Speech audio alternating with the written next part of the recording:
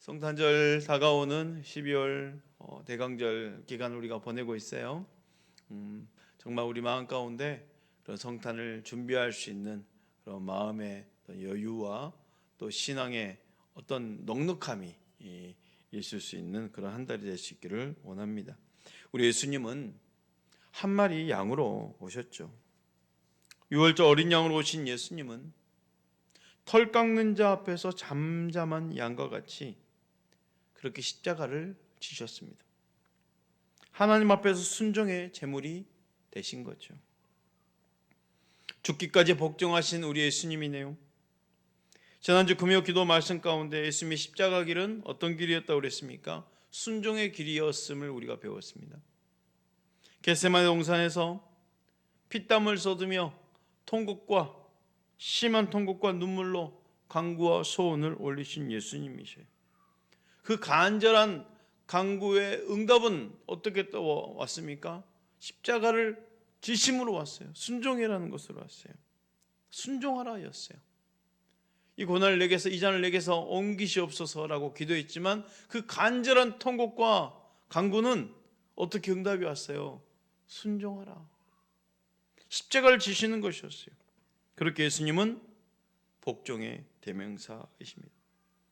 예수님은 어려서부터 순종의 삶을 사셨고 육신의 부모님을 순종하여 받들었으며 그리고 십자가에 죽기까지 복종하셨습니다. 요한복음 1장 29절 말씀 볼까요? 이튿날 요한이 예수께서 자기에게 나오심을 보고 이르되 보라 세상 죄를 지고 가는 하나님의 어린 양이로다 그러네요. 세례 요한에 의하면 예수님을 어린 양으로 묘사하고 있습니다. 어린 양 예수님은 세상 죄를 지러 오신 것입니다. 고린도전서에 잘 표현되어 있어요. 고린도서 5장 7절 말씀 볼까요? 너희는 누룩 없는 자인데 새 덩어리가 되기 위하여 묵은 누룩을 내버리라. 우리의 유월절 양 곧 그리스도께서 희생되셨느니라.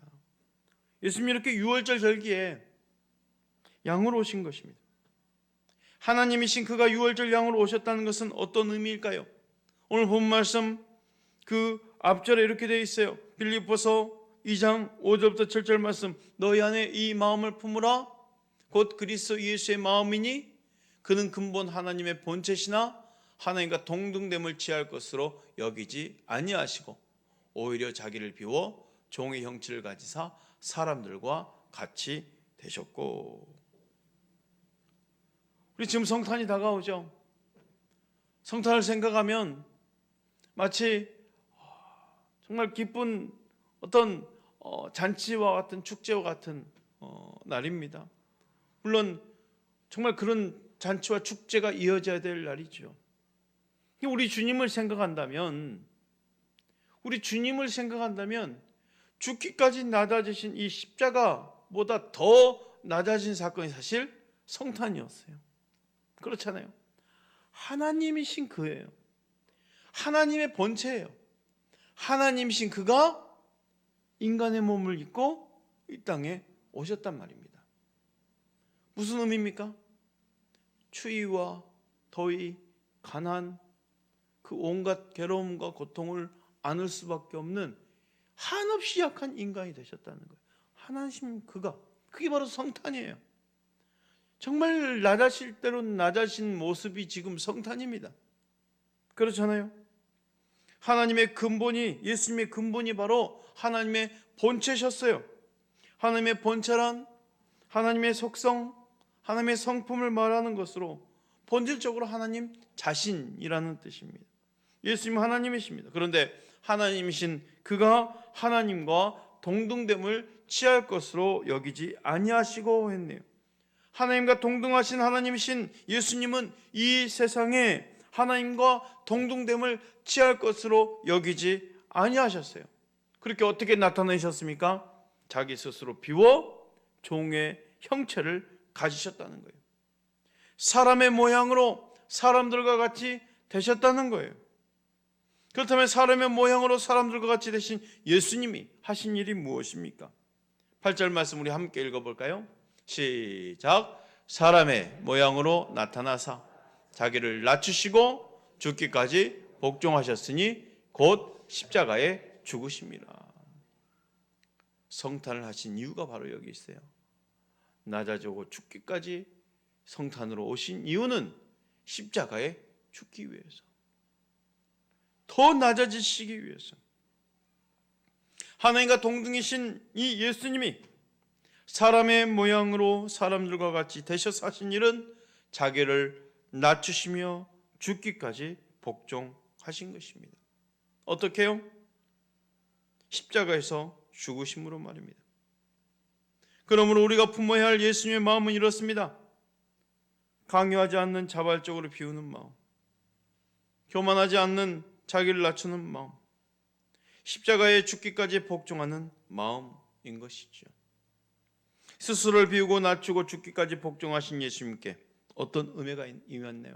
빌립보서 2장 9절부터 11절 말씀, 이러므로 하나님이 그를 지극히 높여 모든 이름 위에 뛰어난 이름을 주사 죽기까지 낮추시고 복종하신 그 예수님을 말미암아 어떤 일이 일어났어요? 모든 이름 위에 더 뛰어난 이름을 지극히 높여 주셨다는 것이죠. 존재하는 모든 이름 위에 가장 뛰어난 이름을 주셨습니다. 10절 말씀, 하늘에 있는 자들과 땅에 있는 자들과 땅 아래에 있는 자들로 모든 무릎을 예수의 이름에 꿇게 하시고 모든 입으로 예수 그리스도를 주라 시인하여 하나님 아버지께 영광을 돌리게 하셨느니라 그랬어요. 하나님 그를 지극히 높여 주셨다는 것입니다. 존재하는 모든 이름 중에 가장 뛰어난 이름을 주셨습니다. 영계, 자연계, 인간계 모든 무릎을 예수님의 이름 앞에 꿇게 하셨습니다. 모든 입으로 예수 그리스도는 주라 시인하게 하셨습니다. 이렇게 우리의 유월절 어린 양이신 예수님은 십자가에 죽기까지 복종하심으로 구원의 길을 여신 거예요. 그렇다면 오늘 예수님을 따르는 나는 어떻게 해야 될까요? 주님처럼 죽기까지 십자가를 질 수 있는 삶을 살아야 된다는 것이죠. 이미 배운 말씀이지만 다시 한번 새겨볼까요? 십자가를 지기 위해 필요한 것이 무엇이라 했습니까?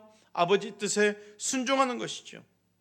지난주에 아버지 뜻에 순종하기 위해 해야 했던 것이 바로 통곡과 눈물, 간구와 소원으로 피땀을 쏟는 기도라고 말씀드렸습니다. 이렇게 우리 주님은 복종의 대명사하셔요. 그런데 우리 주님은 아니요가 아닌 예만 있으셨다는 거지요. 복종의 대명사이신 우리 주님, 아니요라고 예만 있다고 하셨어요. 예수님은 순종 그 자체셔요. 예수님은 이 세상에서 하나님 아버지의 뜻을 이루시기 위해서 무조건 순종하셨어요.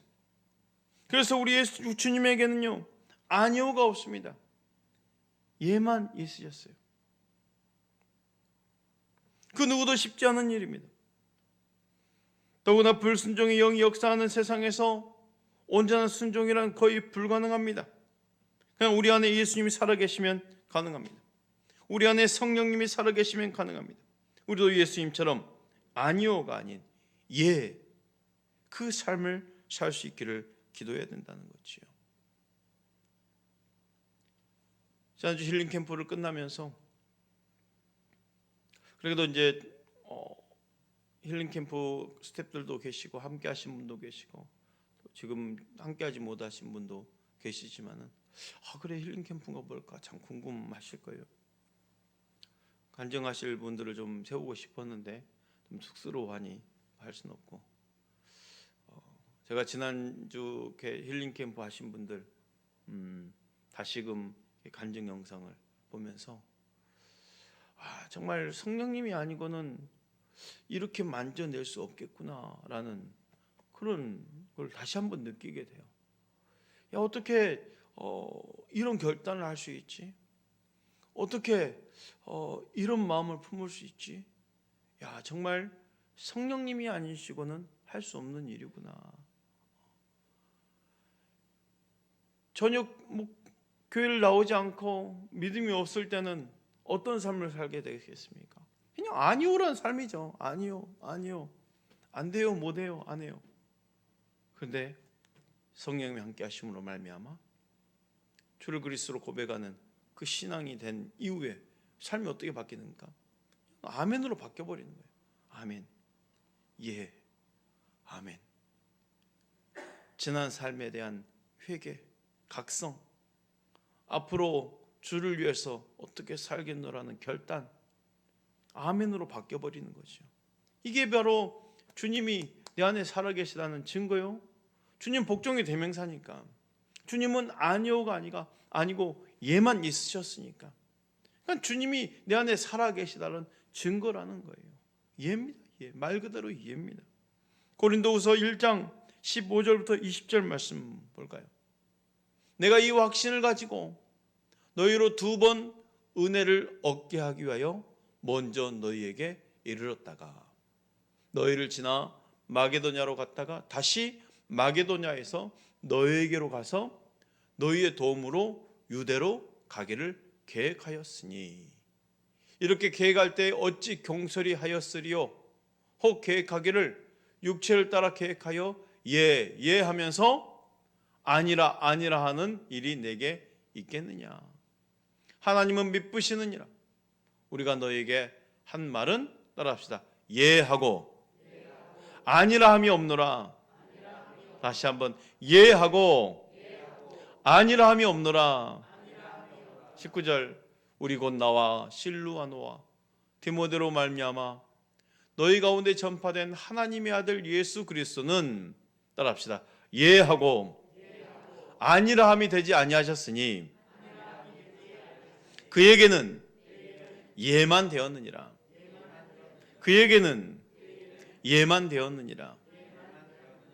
우리 예수님에게는 예, 아멘만 되었다는 거예요.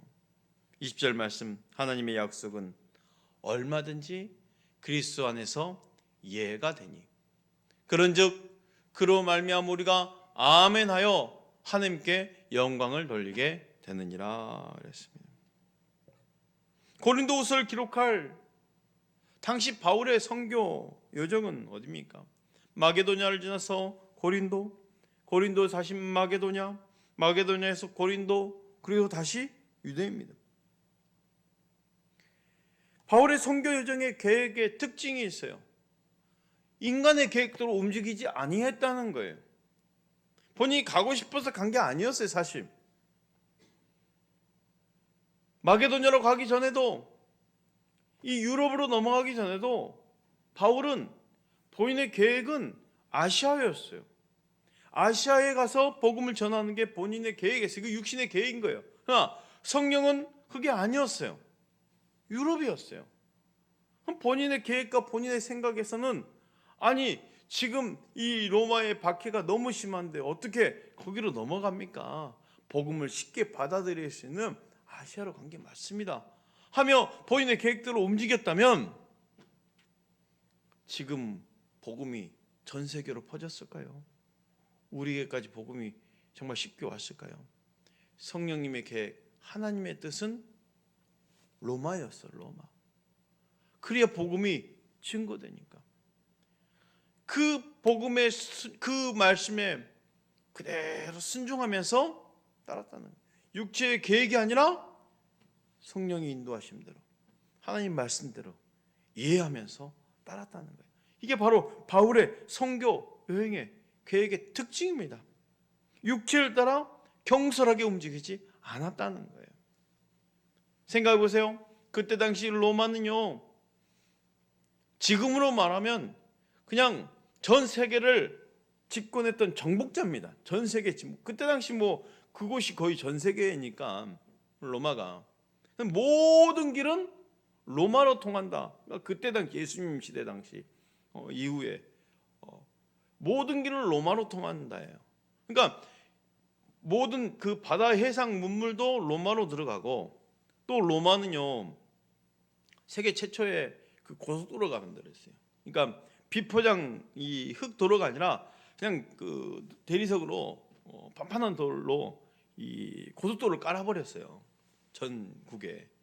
그러니 그 문물이 쉽게 오갈 수 있도록 그렇게 깔아놓은 도로입니다. 그러니까 어떻게 됐어요? 그 해상로, 그 육로를 통해서 전 세계인들이 왔다가 전 세계인들이 퍼지는 거 아닙니까? 복음이 그곳을 강타하니 어떻게 돼버려요? 복음이 이제 그냥 순식간에 세계로 나가버리는 거예요. 하나님의 계획이 바로 그 계획이었어요. 결국 318년에 그 십자가를 못 박았던 이 로마가 기독교 앞에 무릎을 꿇고 자기 나라 국교를 뭘로 바꿔버립니까? 기독교로 바꿔버리는 거예요. 이게 하나님의 계획인 거죠. 바울에게 하나님은 미쁘신 분이라고 고백을 하네요. 미쁘신 분이라는 것은 신실하신 분이라는 말입니다. 특히나 바울이 고린도 교회 한 말의 특징이 있어요. 예 하고 아니라함이 없었습니다. 고린도 교회가 세워지기까지 복음 전파에 쓰임을 받은 사람들은 바울, 실로아노, 디모데입니다. 그들은 하나님의 아들 예수 그리스도를 전파했습니다. 그 예수님을 어떤 분이라고 설명하고 있습니까? 예수님도 예만 있고 아니라함이 없으시나요? 여튼 우리도 마찬가지여야 되는 거예요. 나도 아니라함이 없이 예만 해야 된다는 거예요. 하나님의 약속도 얼마든지 그리스도 안에서 예만 된다 했습니다. 무슨 말이냐 하면 하나님의 약속은 오직 그리스도 안에서 이루어진다는 말이에요. 오직 그리스도 안에서 이루어진다는 말이에요. 그리스도 안에서 이루어지는 하나님의 약속의 특징이 있어요. 예만 된다는 것이죠. 예는 곧 아멘을 말합니다. 예, 그렇게 될 줄 믿습니다. 그렇게 될 줄 믿습니다.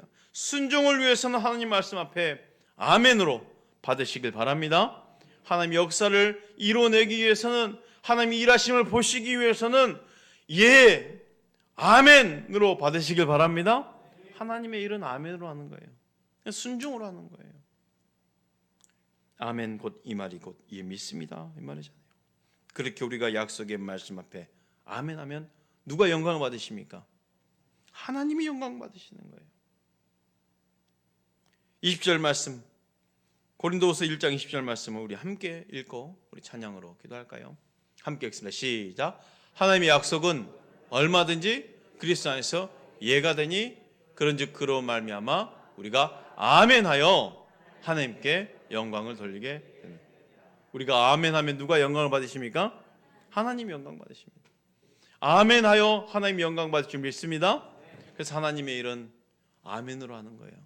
순종을 하는 거예요. 하나님을 기쁘시게 할 수 있는 것은 아멘입니다.